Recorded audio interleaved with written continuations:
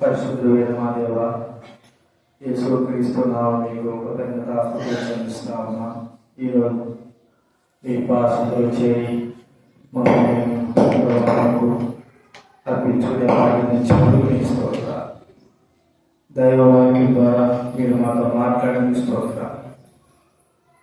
ఆరాధించడం, గణపరచడం, మహిమపరచడం, వాక్యానుసారంగా నేను మిమ్మల్ని స్తుతించి ఆరాధించి గర్వచలకు సహాయం చేశాం. అదే ప్రకారంగా మమ్మల్ని పరీక్షకు యోగ్యంగా పనిలో చేయడం సహాయం చేయడం కోరుచున్నాం. కృతజ్ఞతాపూర్వకంగా చేస్తాం. యేసు నామమున స్తుతించి ప్రార్థించి వేడుచున్నాము తండ్రి.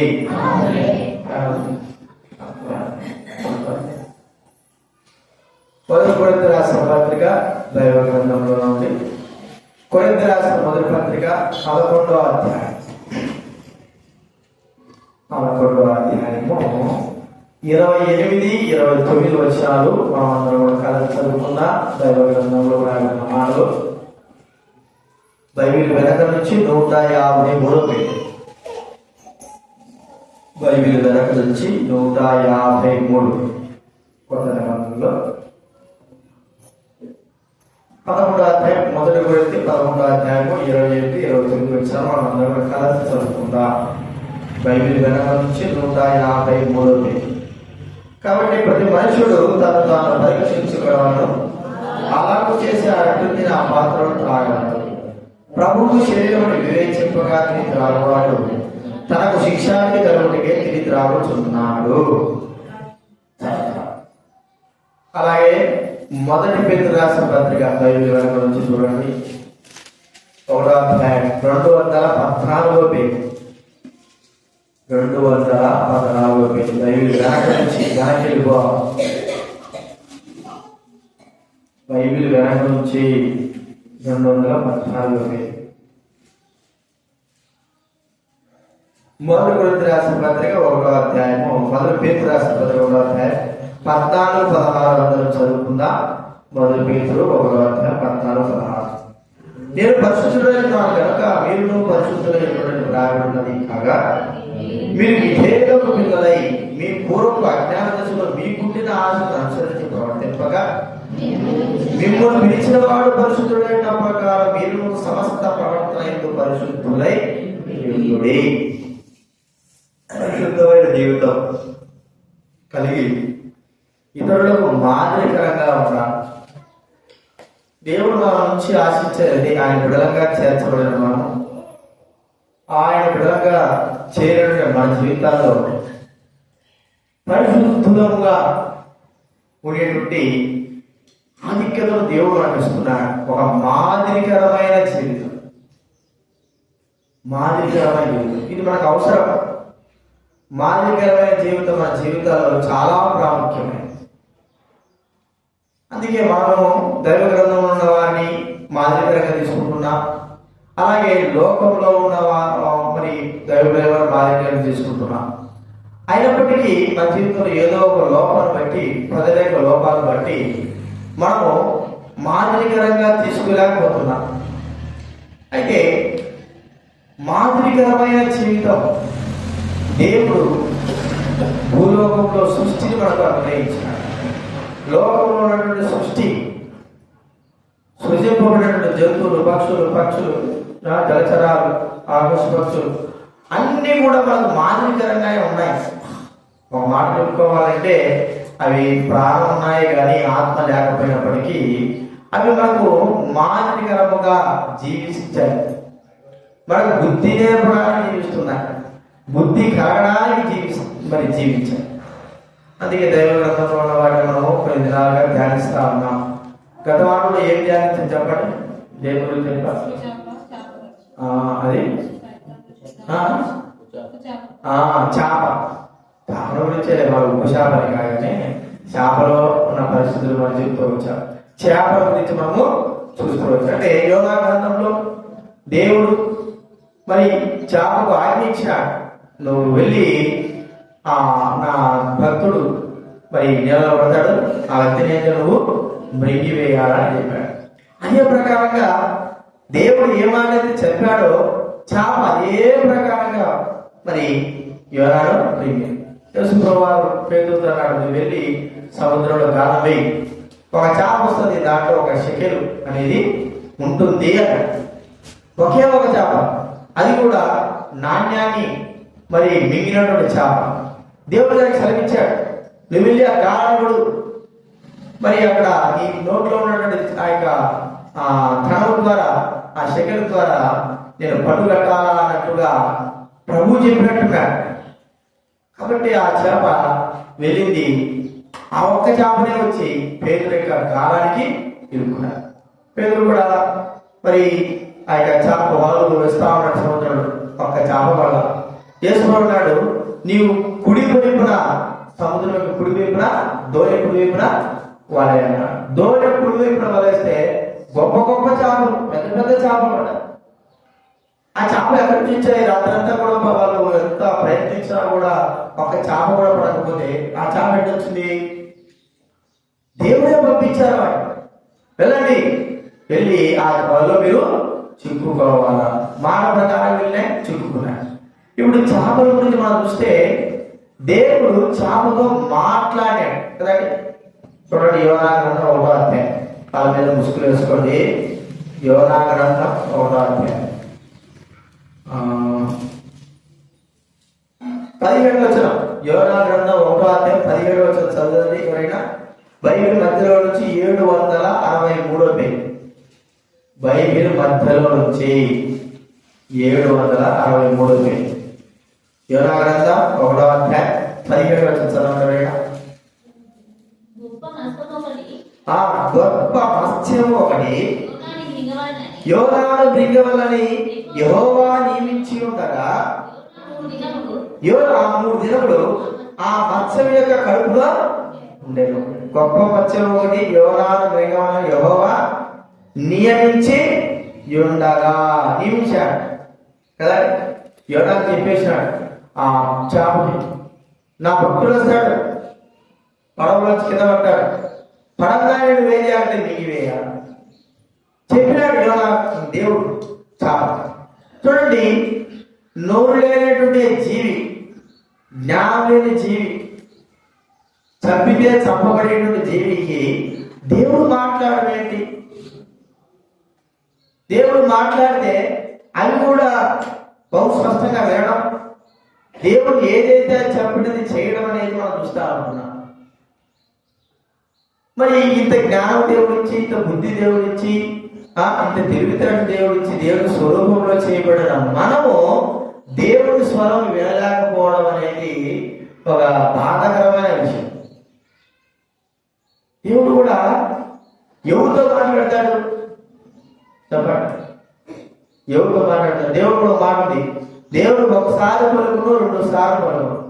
అది మానవుడు గ్రహించను అని మాట. ఒకసారి పలుకుతాడు, 2 సార్లు పలుకుతాడు, దాన్ని గ్రహించరు. మరి ఒక్క మాట ఏదో చెప్పింది దేవుడు చేపకి, నువ్వు వెళ్ళి మత్స్యానికి ఆ చేప నిలిపెట్టినాడు, నువ్వు వెళ్ళడము దూరంగానే నా యొక్క భక్తులు వేయాలా మృంగివేయాలి. ఒక్కసారి చెప్పగానే మరి ఆ చేప దేవుడి యొక్క మాట విన్నది. మన విషయం ఏమొస్తే ఒకసారి చెప్పాలా, 2 సార్లు చెప్పాలా? మనమే ఆలోచిద్దాం ఒకసారి. మన పిల్లలకి ఎన్నిసార్లు చెప్తే వాళ్ళు మాట్లాడతారు చెప్పండి? చెబుతూనే కూడా, ఒకసారి చెప్పేది కాదు, 2 సార్లు చెప్పేది కాదు, చెబుతూనే ఉండాలి మాటలు. ఎప్పుడుకో ఎన్నోసార్లు చెబితే కానీ వారు చేయరు. మరి తెలివి ఉంది కదా, జ్ఞానం ఉంది కదా, ఆలోచన ఉంది కదా, మనుషులు కదా, ఆత్మ కలిగిన వారు కదా, చదువుకున్న వారు కదా. మరి మనమెందుకు దేవుడు మాట వెళ్ళలేకపోతున్నా? దేవుడు తన స్వరాన్ని మనకి ఎందుకు వినిపించలేకపోతున్నాడు? తను మనతో మాట్లాడడానికి ఎందుకు ఇష్టపడలేకపోతున్నాడు? ఎన్ని రాలుగా ప్రభు సన్నిధిలో ఉంటున్నాం, ప్రార్థన చేసుకుంటున్నాం, బైబిల్ చదువుకుంటున్నాం, మందిరాన్ని చూసుకుంటున్నాం, అన్నీ చేస్తాం. కానీ దేవుడు మనతో మాట్లాడడానికి ఇష్టపడము ఎందుకు అనేది మనం ఒకసారి చూడండి. గాలితో కూడా దేవుడు చేశాడు, కాటితో మాట్లాడు, జంతువులతో మాట్లాడుతున్నాడు, జీవరాశులతో మాట్లాడుతున్నాడు. మనతో ఎందుకు మాట్లాడలేకపోతున్నాడు? మనకు తన స్వరం వినిపించడానికి ఇష్టపడడం లేదు. మనకు ఎందుకు ఆయన స్వరం వినడానికి ఆయన ఎందుకు మాతో మాట్లాడకపోతున్నాడు? ఒక్కడు మనం గ్రహించాలా, మనము ఆయన చెప్పిన మాట వినడము లేదు.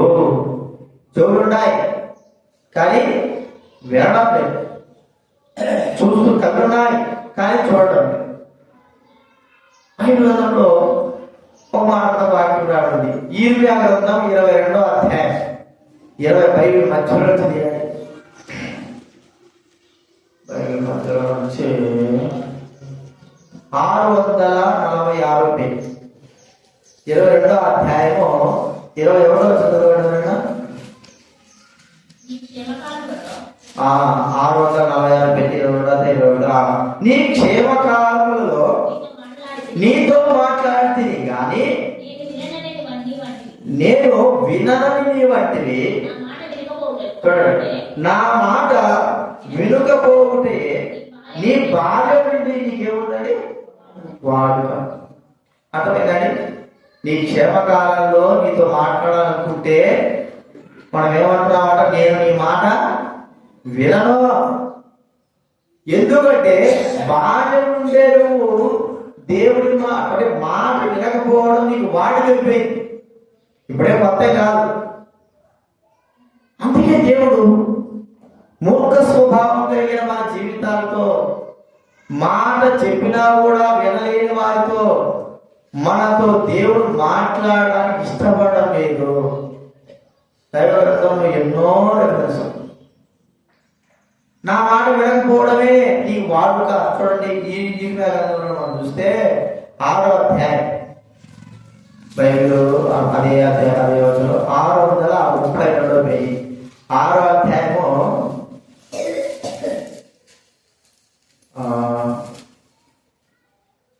10వ చదవడం 10వ చదవడం. విందుని నేను ఎవరితో మాట్లాడుదును, ఎవరికి సాక్ష్యం ఇచ్చదును? చూడండి అన్నమాట, వారు వినుటకు తమ మనస్సు సిద్ధపరచు కొనరు కనుక వినలేకపోయి. వింటారని నేను ఎవరితో మాట్లాడాలా?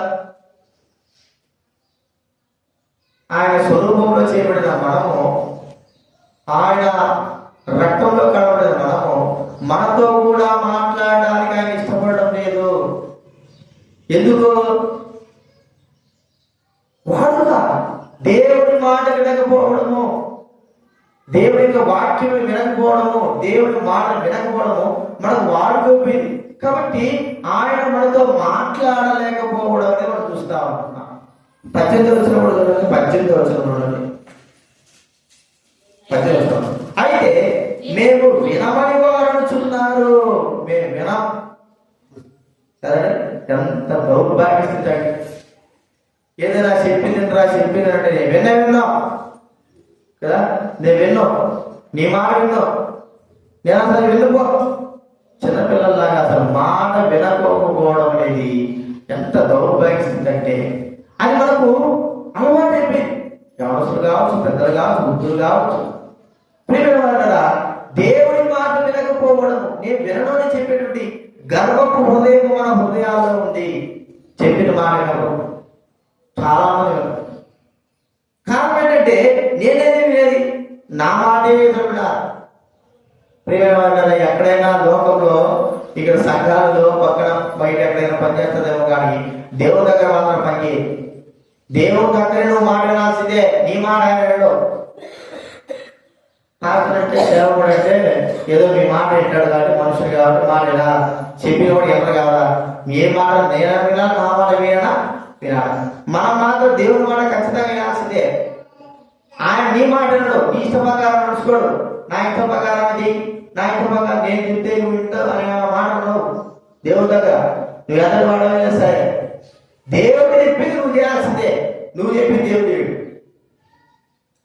ఒకవేళ చెయ్యాలంటే మనకు దేవుడు చెప్పిన మాట వింటేనే మన మాట కూడా ఆయన విని మనకు గౌరవం ఇచ్చి మన మాటను నెరవేరుస్తారు. మనం ఆయన మాటకు గౌరవం ఇవ్వకోకుండా, ఆయన మాట వినుకోకుండా, ఆయన స్వరాన్ని మనం చెవికోకుంటే మన మాట ఆయన ఎంత మాత్రం వినడు. మనుషుల్లా కాదు ఆయన. మన ఆలోచన ఏంటి? నేను చెప్తే రాగా, నేను చెప్పింది చేయాలా. ప్రేమ వాళ్ళ ఇలాంటి యొక్క దుర్మానుభావం మనం వచ్చి తొలగించుకోవాలి. మాట వినుట శ్రేష్టము. తిరుగుబాటు, శోధించడంతో, విగ్రహాలతో అంత ఘోరమైన పాపంతో దేవుడు పోలుస్తా ఉన్నాడు. మాట వినగలుగుతున్నామా? మనం ఒకసారి మనం గుర్తిస్తే దేవుడు అంటే ఒకసారి చూడండి, 7వ అధ్యాయం 7వ అధ్యాయము 16వ వచనము చివరి చదవాలి. 16 చదువుతాను. 7వ అధ్యాయం కాబట్టి నువ్వు ఈ జనం వరకు ప్రార్థన చేయకము, వారి కొరకు మరణను ప్రార్థన చేయకము, నన్ను బతిమాలము, నేను నీ మాట. ఎవరంటారండి? దేవుడు అంటున్నాడు, నేను నీ మాట వినను అన్నట్టుగానే దేవుడు ఒక వ్యక్తి యొక్క మాట వినలేదు. బైబిల్ గ్రంథంలో సౌలు రాజు మనకు తెలిసిన వ్యక్తే. దేవుడి మాట వినలేదు. ఎన్నిసార్లు దేవుడు దాన్ని శ్రమించినా ఒక్కసారి కూడా దేవుడి మాట వినక దేవుడు చెప్పింది సంపూర్ణంగా చేయకపోవడము నా జీవితంలో ఎంత నష్టాన్ని కలిగించిందంటే, ఒక నెల వచ్చింది, వృద్ధుడైపోయి ఉన్నాడు, యుద్ధం వస్తా ఉంది. యుద్ధంలో మరి ఫిలిష్తీయుల దగ్గరతో యుద్ధం వెళ్ళాలి, హృదయంలో భయం పుట్టుకున్నది. ఇక దేవుడు ఏమన్నా శ్రమిస్తాడులే, ప్రవక్తలు శ్రమిస్తాడులే, ధైర్యపరుస్తాడులే అనుకొని దేవుడి మందిరానికి వెళ్తే దేవుడు సహాయం లేదు, ప్రవక్తలు కూడా ఏ మాట మాట్లాడలేదు. ఎందుకు మాట్లాడలేదు? వాళ్ళు కనీసం ఒక్కడైనా అబద్ధ ప్రవక్త అయినా వచ్చి నువ్వు ఏ కాదు పో అని చెప్పాలి కదా. అబద్ధ ప్రవక్త అయినా చెప్పాలి కదా. అబద్ధ ప్రవక్త రాదా, నిజ ప్రవక్త రాదా? అసలు దేవుడు అసలు మాటనే మాట్లాడాలి. ఎందుకు కారణం చెప్పండి? ఎందుకు కారణం? దేవుడి మాట తాను వినలేదంటే. అది ఒకసారి చూశాడు, 2 సార్లు చూశాడు, 3 సార్లు చూశాడు.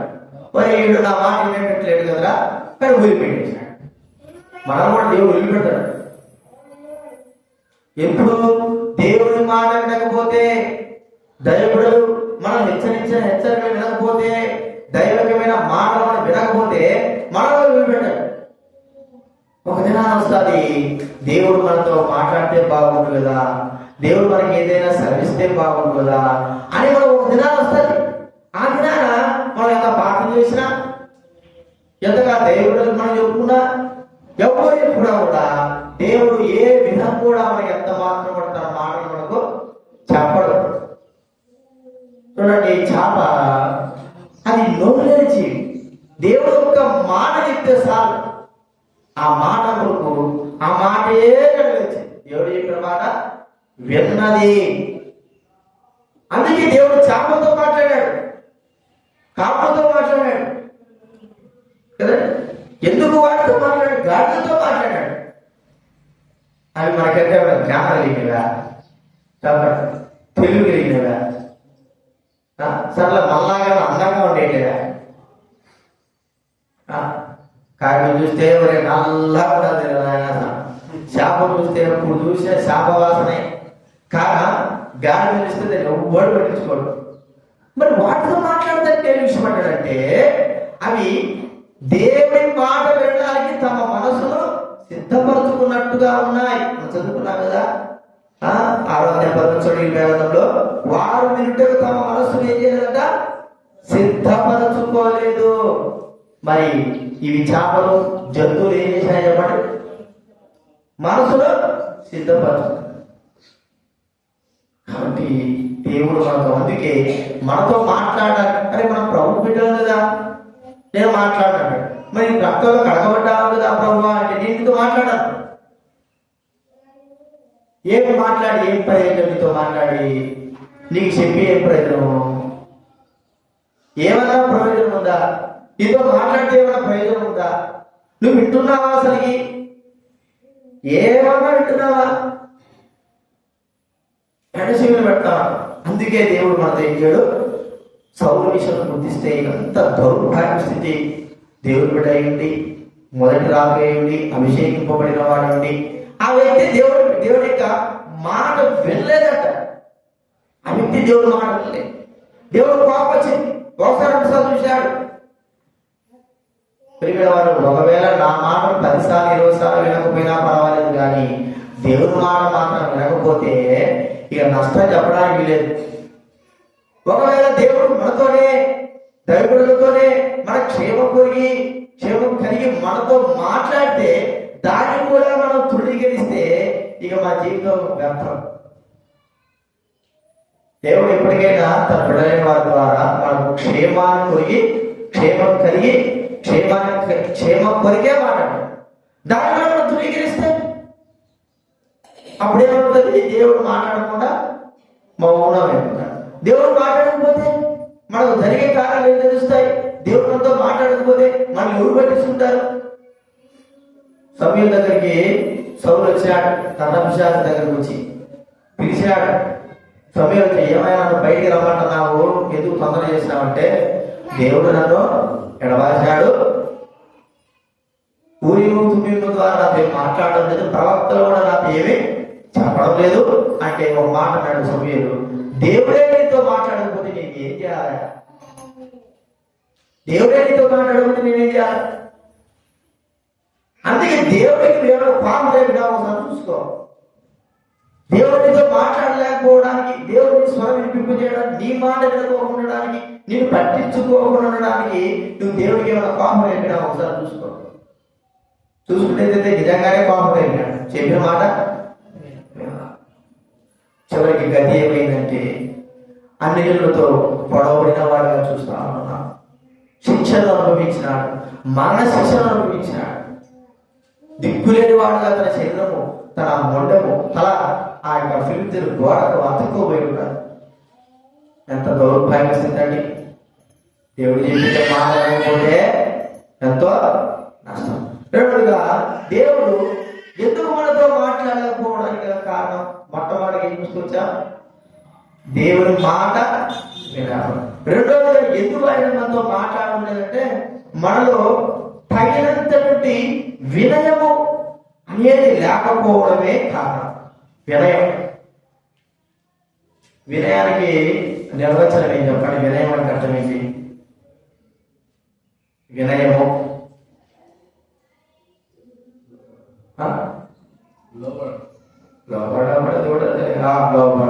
వినయం అంటే ప్రవర్తన జీవితం. వినయం అనేది ప్రవర్తన జీవితం. తగినంతగా దేవుడు చూస్తే మన ప్రవర్తన జీవితం తగినంతగా కనబడలేకపోవడం, వినయము కలిగి దేవుని సన్నిధిలో తన జీవితము లేకపోవడం. అందుకే దేవుడు వినయము కలిగిన వారి దగ్గర ఆయన ఉండడు. యెషయా గ్రంథం 57వ అధ్యాయం. వినయము లేని వారి దగ్గర యెషయా గ్రంథం 57వ అధ్యాయం చూడండి. యెషయా గ్రంథం 57వ అధ్యాయం 15వ వచనం 15వ వచనం. మహోన్నతుడును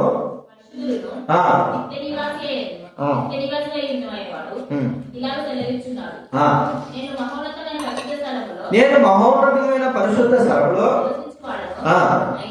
అయినను వినయము గల వారి ప్రాణము ఉజ్జీవింపజేయుటను, వినయము గల వారి యొద్దను దీన మనసు గల వారి యొద్దను నివసించుతున్నాను. వినయం అంటే మన ప్రవర్తన జీవితం, తగ్గింపు కలిగిన జీవితం. వినయం అంటే ఒక మాట ఎప్పుడు తగ్గింపే అనుకుంటాను. తగ్గింపు, ఆ తగ్గింపు ఎవరి దగ్గర ఉంటుందో దేవుడు వారితో మాట్లాడతాడు. తగ్గింపు లేకుండా గర్వంతో అనుకో, దేవుడు ఎవరితో మాట్లాడు. ఎవరైతే వినయము కలిగి ఉంటారో, తగ్గింపు కలిగి ఉంటారో, తమను తాము తగ్గించుకుంటారో వారితో దేవుడు మాట్లాడతాడు. చూడండి, ఒక మాట ఉంది. మొదటి రాజుల గ్రంథం 21వ అధ్యాయం. బైబిల్ ముందు భాగం నుంచి 304 పేజీ. బైబిల్ ముందు నుంచి 304 పేజీ. మొదటి రాజుల గ్రంథం 21వ అధ్యాయం 29వ వచనం. ఆహాబు నాకు భయపడి వినయముగా ప్రవర్తించుట చూసివా? వినయముగా ప్రవర్తించుట చేత ఆపి అతని కుమారుడి కారణంలో అతని కుటుంబం మీదకి దాన్ని వినయముగా, వినయం ఓ మాట చెప్పండి, తగ్గింపు అనేది లేదు. తగ్గింపు కలిగి ఎలా ఉన్నాడు? మనం తగ్గించుకోవాలంటే అబ్బో చెప్పడానికి వీలేదు. మనం తగ్గడం అంటే చాలా కష్టం. ఎందుకు ఏముండదు కానీ తగ్గం, ఏముండదు మన జీవితానికి, ఏముండదు అసలు. మనకు ఏమి లేకపోయినా కూడా ఇంత గుడుస్తాము, లేకపోతే ఇంత నీళ్లు కొనేస్తాము, ఎక్కడి నుంచి వచ్చిందో మనకు తెలియదు. కానీ అది హృదయంలో ఉండే జీవితాలే. తగ్గింపు కలిగి ఒక్కోసారి అనిపిస్తూ ఉంటుంది, ఇక్కడైనా ఒక రకంగానే దేవుడి మందిరంలో పని చేయమని చెప్పినప్పుడు, అదే బాత్రూమ్ కడగమని చెప్పినప్పుడు, ఒక చిన్న పని అప్ప చెప్పినప్పుడు వినయముగా మనం చేయం. నేను చేయాలా ఇది, నేనా చేయాల్సింది, నేనా తగ్గించుకోవాల్సింది. వినయముతో ఏ మానవుడైతే దేవుడి స్థితిలో ఉంటాడో ఆ వ్యక్తితో దేవుడు ఏం చేస్తాడు? ఖచ్చితంగా మాట్లాడతాడు. వినయము గల వారి యొక్క ఆయన నివసించేవాడు, మాట్లాడేవాడు వినయంతో ఉన్న వ్యక్తులతో. ప్రియమైన వాళ్ళ వినయమునగా తగ్గింపు. మనం తగ్గించుకునేటువంటి స్థాయిలో ఉన్నామా? దేవుడి మందిరంలో, దేవుడి సందులో నేను అందరికంటే తక్కువ వాడను అనేటువంటి స్థాయిలో ఉంటున్నావా? ఏదైనా గొడవ జరగని మన యొక్క పట్టబయలు పెడుతుంది, నా తొడలు లేడు, నన్నంటావా? నా స్థాయి ఏమిటి? నీ స్థాయి నా స్థాయి ఎలాంటిది? అంతా కూడా దేవుడి దృష్టిలో బూడిద వేసినటువంటి స్థితి. మనము ఇంకా తగ్గించుకోవాలి. వినయం కలిగిన వారు. ఒక చిన్నవాడు ఏదైనా మనం అన్నా కూడా వినయము కలిగి తగ్గింపు కలిగి ఉంటారు. మనం ఒకసారి చూస్తే రాజు మహారాజు గురించి మనం 2వ సమయంలో ఏం చేస్తున్నాడు? కాబట్టి దేవుడి మందసం దగ్గర నాట్యం చేస్తాడు. ఆ కిటికీలో చూసింది మొదటి పిల్ల. కిటికీలో చూసి ఏమంటది? మూర్ఖుడు అంతేనా? ఒక మూర్ఖుడు చెరికల దగ్గర బట్టలు ఇప్పదీసి ఆయన ఆడతారా వేయడం అని చాలా అసహ్యంగా మాట్లాడేసి, ఇక రాజుకు కోపం రాదా? చెప్పండి. రాజుకు కోపం వస్తే ఏమవుతుంది చెప్పండి. ఈ రాజు గారు చూస్తే మనం ఎక్కడ రాజు కోపం వస్తే ఏమవుతుంది? ఎస్తేర్ గ్రంథంలో రాజుకు కోపం ఏమైంది? వదిలిపెట్టేశాడు. వస్తే కదా నేను రాను అని చెప్పాను కదా, ఏం చేశాడు? బాబా నువ్వు లేకపోతే ఇంకోటని వదిలిపెట్టిపోయాడు. మరి దాని మీద మారాదు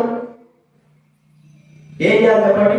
ఆ సమయంలో మీ నాయకుడు నా దేవుడు నాకు అప్పచెప్పినాడు, మీ నాయకుడు దేవుడికి ఇచ్చి నన్ను చేస్తున్నాను, అవమానపరుస్తావా అని అనలేదు. చూడండి ఎంత తగ్గిపోయాడు. తర్వాత 2వ సమయంలో 16వ అధ్యాయంలో చూస్తే 16వ అధ్యాయంలో తాను తన కుమారుడు అబ్షాలోము దగ్గర నుంచి బయలుదేరి వెళ్తున్నాడు, పారిపోతామంటే షిమేని వాడు వచ్చాడు. ఏమన్నాడు చెప్పండి? ఎవరాడు? చీపో నరమంతా కూడా నువ్వు చేసినది నీ తండ్రికే వచ్చిందని అవమానపరిచాడు. ఆ సమయంలో కూడా దాని మాట ఏం చేశాడు చెప్పండి? తనను తాను తగ్గించుకున్నాడు. ఈ దినాల్లో తగ్గింపు అనేది మన జీవితంలో కనబడకపోవడం, వినయంగా కనబడకపోవడం చాలా దౌర్భాగ్యం. ఎందుకంటే వినయము, తగ్గింపు అనేది దేవుని సుగుణాలు.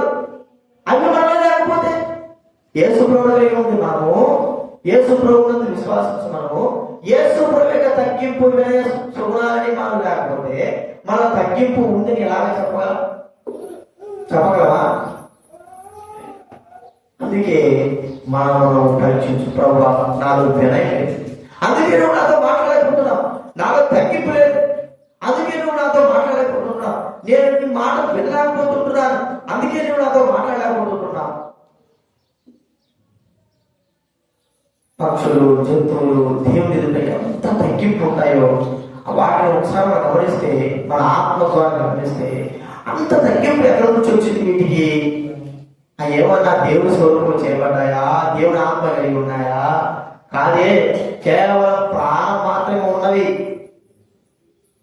వాటికే ఇంత తగ్గింపు ఉంటే మనకెంత ఉండాలి చెప్పండి? మనకు చాలా, కానీ మనలో కనబడుతుందా ఆ తగ్గింపు? కనబడుతుందా? చూద్దామన్నా కనబడదా ఆ తగ్గింపు? కారణం ఏంటంటే మనలో ఉన్నటువంటి అహము, మనలో గర్వము. ప్రియమైన ఇందు ద్వారానే దేవుడు మనతో మాట్లాడకపోవడం, తగ్గింపు లేకపోవడమే. చూడండి, ఆహాబ్రాజు గురించి మనం చదువుకున్నాం కదా. ఎక్కడ ఆహాబ్రాజు చెప్పండి? భయంకరమైన దుర్మార్గుడు. అంత దుర్మార్గుడు తను తాను తగ్గించుకుంటే దేవుడు ఏం చూస్తున్నాడు? తన యొక్క మాటను విన్నాడు కదండి. దేవుడు తన మాటను, కారణం ఏమిటి? ఎంత దుర్మార్గుడైనా సరే తను తాను తగ్గించుకున్నప్పుడు దేవుడు వినేవాడు. కాబట్టి దేవుడు మనతో మాట్లాడాలంటే రెండోది ఏముండాలి? మనలో తగ్గింపు అనేది, వినయం అనేది ఉండాలి. మూడవదిగా దేవుడు మనతో మాట్లాడాలంటే ఉండాలంటే విధేయత. దేవుడు మనకందరికి కూడా దేవుడు మనతో మాట్లాడాలని ఆశ ఉందా? ఉందా కదండి? ఉందా? చేస్తాడు నాతో మాట్లాడాలి దేవుడు అనే మాట ఆశ. ఎప్పుడైనా దేవుడు స్వరం వినాలి, మరి మంచిదే. దేవుడు స్వరం వినాలి అంటే అసలైన ప్రాముఖ్యమైన గౌరవం ఉంది ఏంటంటే విధేయత. ఎందుకు? ఒక్కసారి చెబితే సార్ వెంటనే దాన్ని చేయాలి. మళ్ళాగా 3 సార్లు చెప్పాడు శాపకి, శాపకో శాపకో అన్నాడా? చెప్పాలా? ఎన్నిసార్లు చెప్పాడు శాపకి? ఒక్కసారి. కాకులు ఎన్నిసార్లు చెప్పాడు? ఏరియా కాకులు ఒక్కసారి. గాడితో ఎన్నిసార్లు అన్నాడు? ఒక్కసారి చెప్తే సార్ వెంటనే విధేయత చూపించేది. అది ఏదైనా కావచ్చు. మనకు 10 సార్లు చెప్పాలి. 10 సార్లు 11 సార్లు చెప్పినా కూడా తప్పేంటి? చెప్తానే కదా. ఒక్కసారి చెప్తే మనం వెళ్ళాము, మన జ్ఞానం ఒక్కోసారి అంటాం. ఏదైనా సరే పాత్ర మీటింగ్లు రాలేకపోయినా అనుకో, అన్నా ఫోన్ చేస్తానే ఉన్నాడట. ఎందుకు చేయాలి ఫోన్? ఏం తెలియలేదా? జ్ఞానం లేదా? పిచ్చోడుగా ఎందుకు చేయాలి ఫోన్? ఒక్కసారి చెప్తే ఒక్కసారి మనం వెళ్ళలేవా? ఫోన్ చేస్తానే ఉన్నాడట. ఎంతసేపు చేయాలి నీకు ఫోను? నువ్వు ఇండియన్తో కదా, నువ్వు వినవు.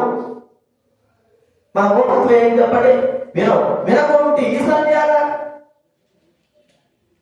తగ్గింపు ఉన్నప్పుడు మనలో ఒక్కసారి చెబితే సార్, ఒక్కసారి 10 సార్లు చెప్పాల్సిన అవసరం లేదు. ఒక్కసారి, కనీసం 2 సార్లు కూడా చెప్పాల్సిన అవసరం లేదు. ఒక్కసారి చెప్తే సార్ తగ్గింపుకు విధేయత కలిగిన వాడు ఖచ్చితంగా ఆ పనిని నెరవేరుస్తాడు.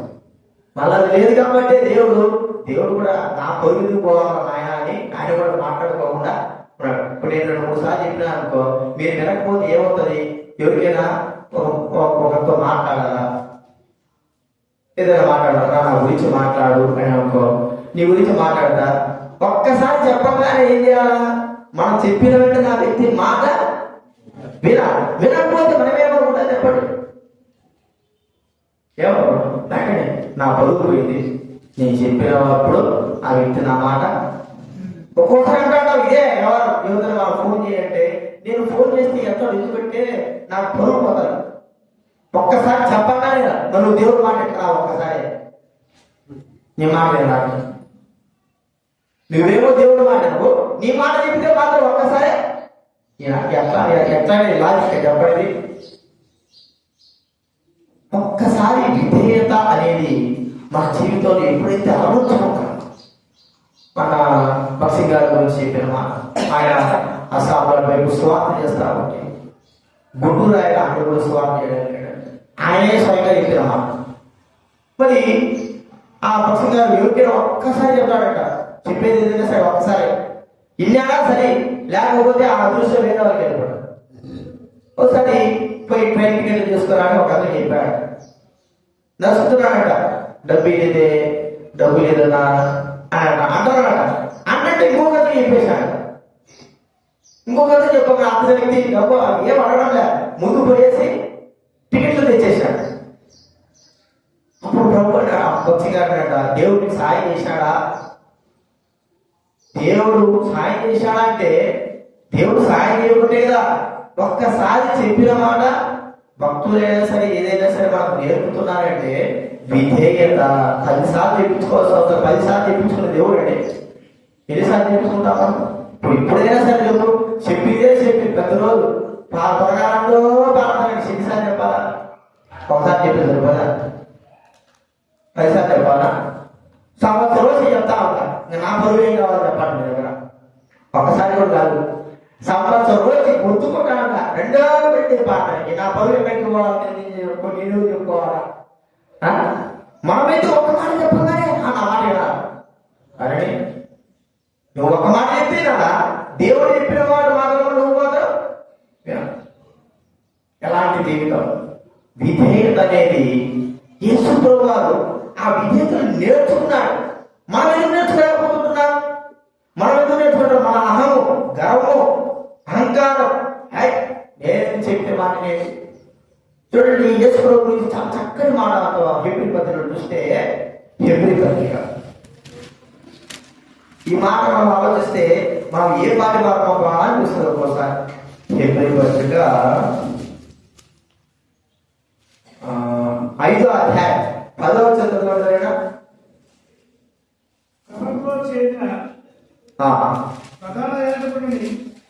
దేవుని చేత పిలువబడి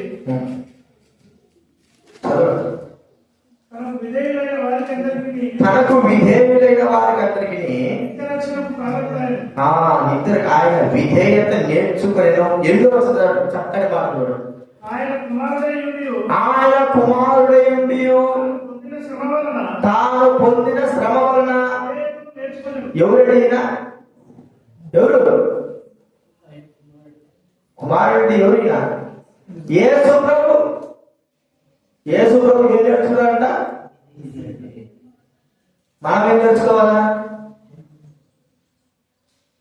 మనం నేర్చుకోవాలి. యేసు ప్రభు అంటే ఆయనే విధేయతను నీది నాదేంటండి? మన గర్వం ఏం పాటిది? మన అహంకారం ఏం పాటిది? మనం చెప్పినప్పుడు వినకపోవడం అంటే అర్థం ఏంటంటే దైవమైన స్వభావం ఉంది. యేసు ప్రభు వారు విధేయతలు ఎంత మాట కదా, విధేయత నేర్చుకున్నాడంట ఆయన. ఆయన దగ్గర అందరూ విధేయత నేర్చుకోవాల్సింది, ఆయనే విధేయత నేర్చుకున్నాడు. మరి మన భార్య దగ్గర సరిపోడా ప్రభు? ఒక్క మాట చెప్పగానే విధేయత వెంటనే అవును ప్రభా, వెంటనే ఏదైనా సరే ఒక్క మాట 2-3 మాటల వరకు చెప్పించుకోకూడదు. ఒక్క మాట చెప్పగానే ఒక్కోసారి నాకు కూడా అనిపిస్తాడు అది చెప్పడం కంటే పుట్టు సరి చూసుకోవడం ఖచ్చితంగా అనిపిస్తారా? ఎందుకు చెప్పి దేవుడు నామానికి అవమానము మీరు ఎట్లా చేయరు అనే తలపు మనసు హృదయం రానివ్వడు. ఈ వ్యక్తి ఒక్క మాట చెప్పి చేస్తాడు. ఒక్క మాట విధేయత చూస్తాడు. ముందు మనము విధేయతలోకి అడుగు వేయాలా. ఎన్ని కాదు, ఏమవుతుంది, ఏం చేయాలి, ఆట చేయాలి, ఎన్ని కాదు. చెప్పినట్టు విధేయతలకు అడుగు వేస్తే అది నేర్చుకుంటా ఉంటాం. చాలా కూడా ఏం చేసి చెప్పండి, చెప్పాడు ఒక మాట, నువ్వు పోయి నువ్వు పోయి కట్టి 2 నిమిషాలు చెప్పాడు. 3 రోజులు కడుపులో పెట్టుకోవాలా? మాట చెప్పలే, శాపం మన చెబుతా చెప్పండి. మనమైతే ఎన్నిసార్లు చెప్పాలా? చెప్పి ఇటు తిప్పి కదుగుతాడు.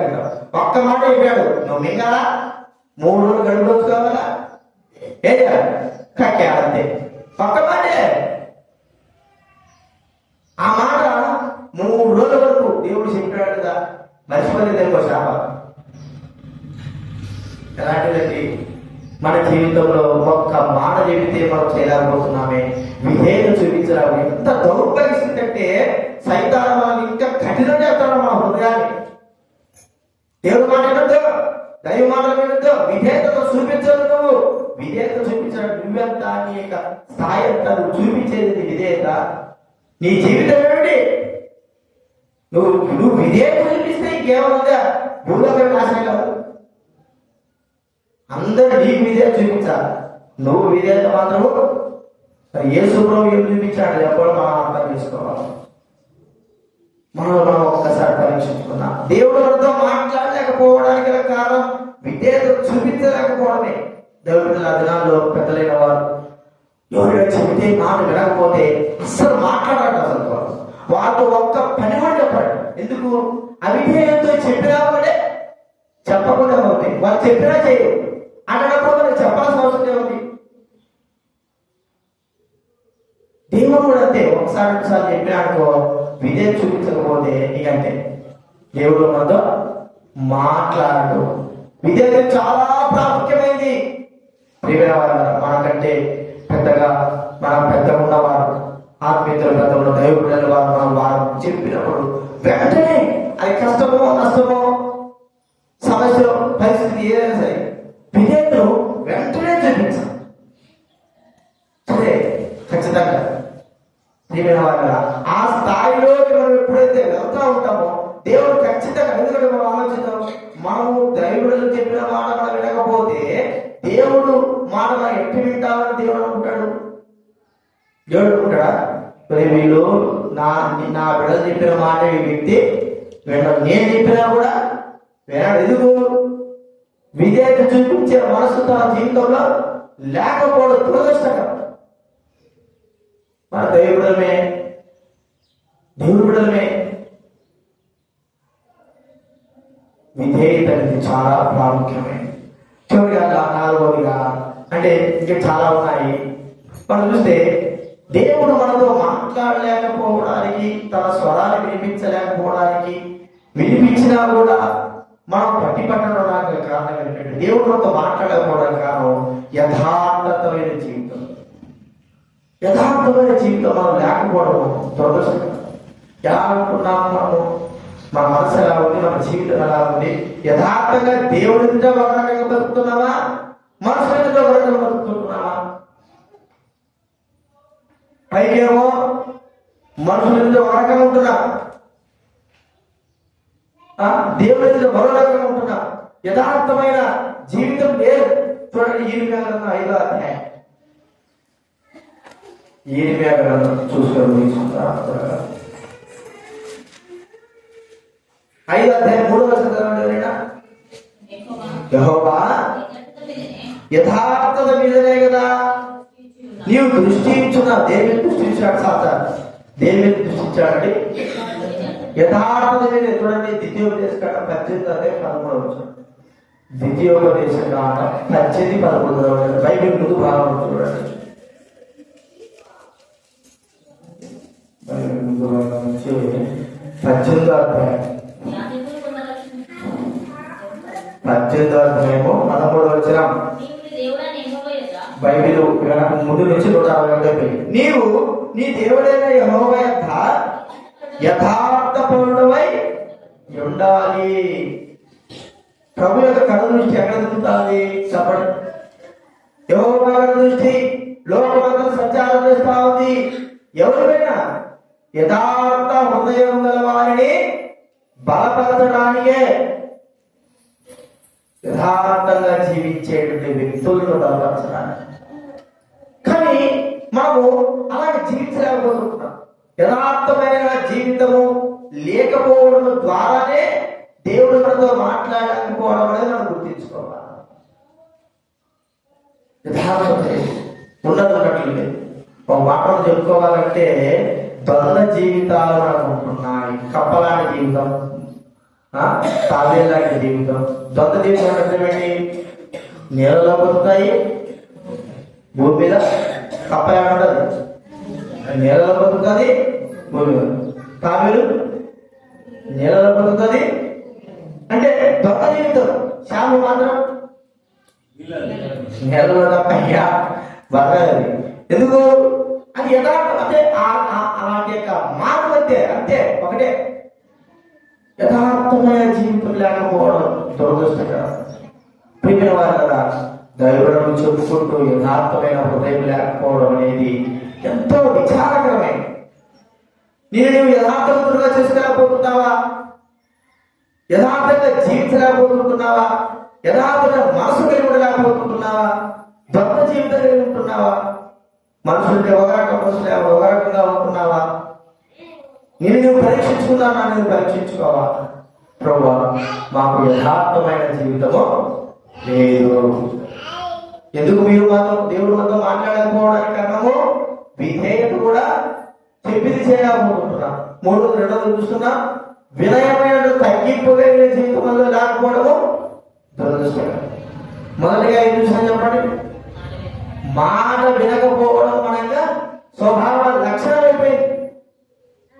లోకంలో ఉన్నప్పుడు అంటే ఒక రకం, మరి దైవ దగ్గర దేవుడి మందిరానికి వచ్చిన తర్వాత కూడా, దేవుడు నమ్ముకున్న తర్వాత కూడా మాట వినకపోవడం అనేది ఏంటి?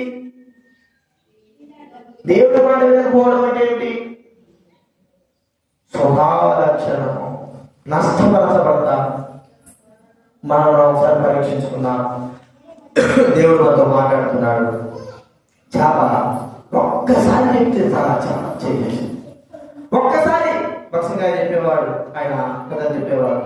చేపలు వలేస్తే చేపలు కుప్ప పడినాయి.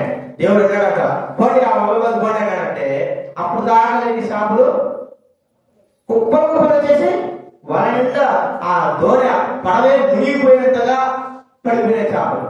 మరి అప్పటి వరకు లేవు కదా, రాత్రి అంతా పెట్టినాడు కదా, కనపడి ఎక్కడ పోయినాయంటే ఎక్కడ పోయినాయో దేవుడు చదివించాడు. దోణి పుడిపెట్టిన వాళ్ళకి ఏంటంటే తండ్రి చెప్పాడు, పోనీ నా కుమారుడు వలయమని అంటనే కానీ కుప్ప వచ్చి పడిపోయినాయి. పిగిలి అంత పెద్ద పెద్ద చేపలు.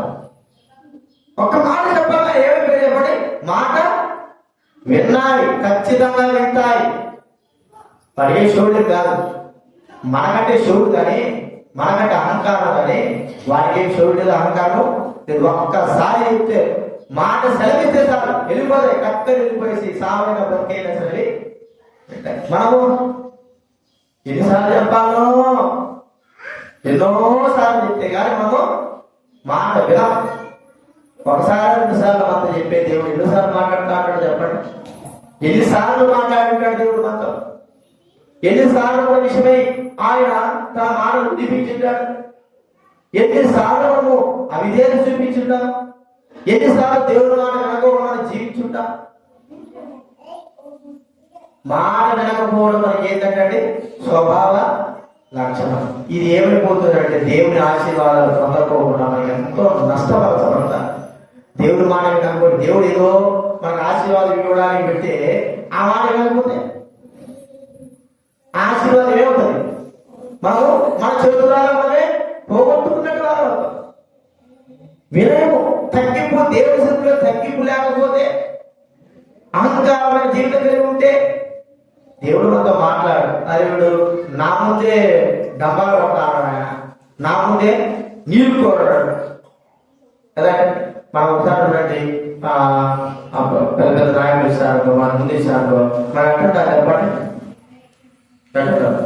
అబ్బో ఈడంత వినాయక విధేతులు ఉండడం ఆయన చేతులు కట్టుకుంటాం.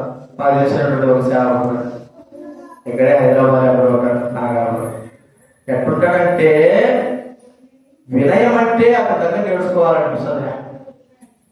గేట్ కాడ కూర్చుంటాడు, సంగారెడ్డి గేట్ కాడ కూర్చుంటాడు, ఏ రాస్తాడు, ఏదో రాస్తాడు, ఏ రాస్తాడు తెలు రాస్తాడు, ఊరికే రాస్తాడు. ఇక పిలిస్తే ఇట్టాడు. ఒకసారి ఈయన ఎంత వినయం చదువుతాడు. సంగారెడ్డి ఎంపీసీలో ఉండేది సాధారణ సేవకుడు. ఏదో పెళ్లి రోజు సేవకులు పెళ్లి జరుగుతున్నాయి, పైన ఏదో చిన్న గొడవ. కాముంటే మర్యాద ఉంటాడు, వినయం ఎంత చూపిస్తాడు లేదు. నువ్వు వినయం లేకపో ఏమైనా జరిగిందంటే, కోపం వచ్చిందంటే ఆ సేవకుడు అన్నాడు, నా కోపం వచ్చింది పెరుగు తీసి తల వేసుకుంటాడు అన్నాడు. దెబ్బత డోర్ పుస్తకం ఏమన్నాడు? ఇప్పుడు ఉన్నాడు అమ్మగారు చెప్పేది, కోపం వచ్చిందంటే ఎవరులే ఆలోచన ఏమిలే పగలే ముందు అట్టడు మన వినయం తప్ప చూసుకోండి చెప్పలేదు. ఇప్పటి ఉన్నాడు ఓరంటే ఆయన అంటాడు, మాకైతే ఎక్కడ కూర్చోడు సార్, ఎప్పుడు తింటాడు సార్, గమ్మూడు మేము మాకు చూస్తే లేవు నాకు చెప్పాడు అలా చెప్పనాడు. ఏదైనా తేడా వచ్చే అతనికి తేడా అనిపిస్తే ఇంకంతే సచ్చేవాడు. ఎవడు చూడు, అసలు ఎవడు కూడా చూడు, ఇంకంతే అంత కోపం ఎర్రగా ఉంటా కళ్ళు, ఏం చేస్తాడు అన్నట్టుగా అనిపిస్తుంది. వినయం మాత్రమా చెప్పండి, వినయం మాత్రం మనకంటే చెప్పడానికి అది వినయం ఎవరు అలాంటిది మన జీవితం. తగ్గింపు ఇది మన జీవితంలో అవసరం. యథార్థత మరి విధేయత. ఎప్పుడైతే మనము విధేయత స్వభావంలో వస్తామో, యేసుక్రీస్తు వారి యొక్క స్వభావంలో వస్తామో, దేవుడు మనతో మాట్లాడడానికి ఇష్టపడతాడు. ఎందుకంటే మనం బైబిల్లో చెప్పింది, నేను ఒక మాట మీకు చెప్తాను. సమూయేలు చిన్నవాడు కదా, ఎందుకు సమూయేలుతో దేవుడు మాట్లాడాడు? బాగా ఎంత వయసు సమూయేలు? చాలా 10-12 సంవత్సరాలు. ఒకవేళ దేవుడు మాట్లాడే సమయానికి 10-12 సంవత్సరాలు ఉంటాయి. దేవుడు స్వరాన్ని కూడా గుర్తుపట్టలేని వ్యక్తి. ఎందుకు దేవుడు మాట్లాడాడు? 40 సంవత్సరాల నుంచి ఏడుతో మాట్లాడలే, తన బిడ్డలతో మాట్లాడలే, పక్క వారితో మాట్లాడలే, ఇస్రాయేల్ ప్రవక్తలతో మాట్లాడలే. ఆ దినాల్లో తన యొక్క వాక్యం మరి మాటల్ని ఆయన ఎందుకు మరి అదుగా చేసినాడు? అసలు మాట్లాడకపోయినాడు. చెప్పండి ఎందుకు? ఎవరు కూడా చెబితే విధేయత చూపించే స్థాయి ఆ దినాల్లో లేదు. మరి ఎందుకు సమూయేలుతో మాట్లాడాడు? అయితే సమూయేలు నేర్చుకునేదంటే విధేయత అనేది తను నేర్చుకున్నాడు. ఎక్కడ నేర్చుకున్నాడు? మంచి వాళ్ళ దగ్గర నేర్చుకున్నాడా? చెడు వాళ్ళ దగ్గర నేర్చుకున్నాడా? చెప్పాలి తెలుసు. ఎవరి దగ్గర నేర్చుకున్నాడు చెప్పండి? మంచి వాళ్ళ దగ్గర నేర్చుకున్నాడా? చెడ్డ వాళ్ళ దగ్గర నేర్చుకున్నాడు విధేయత? చెడ్డ వాళ్ళ దగ్గర నేర్చుకున్నాడు విధేయత. ఎవరి దగ్గర నేర్చుకున్నాడు? చెడ్డ వాళ్ళ దగ్గర, చెడ్డ స్వభావం కలిగిన వాళ్ళ దగ్గర. మనమేమంటాం? నువ్వు చెడ్డడు, నీ మాట లేనిదంట. విధేయత అనేది ఎక్కడైనా ఏ విధానంలో మనము నేర్చుకోవచ్చు. నేర్చుకోవడానికి ఇష్టపడినప్పుడు దేవుడు మనతో మాట్లాడడానికి కూడా ఇష్టపడతాడు. నేనేది నీ మాట లేదంటే అంటే మాట మన దేవుడితో కూడా మాట్లాడు. తర్వాత దేవుడు మనతో మాట్లాడు. ఆయన తన గౌరవాన్ని పెంచుకునేవాడు. మళ్ళాగా ఊరికే అడపా రాడు. ఒకసారి చెప్పినప్పుడు ఆయన అన్ని చూస్తాడు. ఈ వ్యక్తి నా మాట వింటున్నాడా లేదా, నేను చెప్పిన మాట దైవబిడ్డల ద్వారా చెప్పిన మాట విధేయత చూపిస్తున్నాడా లేదా. వదిలిపెట్టాడు. విధేయత చూపించకపోతే ఏం చేస్తాడు చెప్పండి? వదిలిపెట్టాడు. నీ నాశనానికి నా నాశనానికి మనమే కారణంలో ఎందుకు దేవుడు మనల్ని వదిలిపెట్టేశాడు. ఆ స్థాయిలో మనం రాదు. చివరిగా యథార్థత మీద, యథార్థవంతులో ఉన్నామా? యథార్థమైన జీవితం కలిగి ఉందా? పైగా ఒకటి లోపల ఒకటి జీవితం కలిగి ఉంటున్నామా? యథార్థత లేకపోతే అర్థము దైవబిడ్డలుగా మనం గుర్తించుకున్నాం. యథార్థత మనం అనుకుంటే యథార్థంగానే జీవించాలి. ఏదో ఒకటి పైకి ఒకటి లోపల ఒకటి కాదు. మనం అనుకున్నప్పుడు అలాగే మనం జీవించడానికి ఇష్టపడాలి. ఎవరో చెప్పినారని ఏదో చేశాను కాదు. యథార్థమైన మనస్సు కలిగిన వారు, అలాంటి వారికి దేవుడు దీవెనలు మెండుగా ఇస్తాడు. యథార్థత అవసరం, ఖచ్చితంగా మనకు అవసరం. దేవుడు నాకేంటి యథార్థత అని కూడా పదాలు యథార్థంగా ఉంటాడు. అందుకే యేసుప్రభువు గురించి చెప్పారు, నువ్వు యథార్థవంతుడు సత్యవంతుడివి. అర్థమైందా? పరిశుద్ధ శాస్త్రం వచ్చి ప్రభువా మరి నువ్వు యథార్థవంతుడు సత్యవంతుడివి, నువ్వు ఏదైతే ఉన్నది ఉన్నట్టుగానే చెబుతున్నావు అన్నాడు. మరి ఉన్నట్టుగానే చెప్తున్నాడు. కానీ మీ శరీరం కాదు, ఉన్నట్టుగానే జీవించాలని ఇప్పుడు అలాగే చెప్తున్నాడు ఆయన. మన జీవితాలు కూడా అలాగే జీవించాలా. ఒకప్పుడు ఒకలాగా మరొకప్పుడు ఒకలాగా ఉండేయడం కాదు. మనం పరీక్షించుకుందాం, మన జీవిత ప్రభువుకు అప్పచెప్పుకుందాం. ప్రార్థన చేసుకుందాము.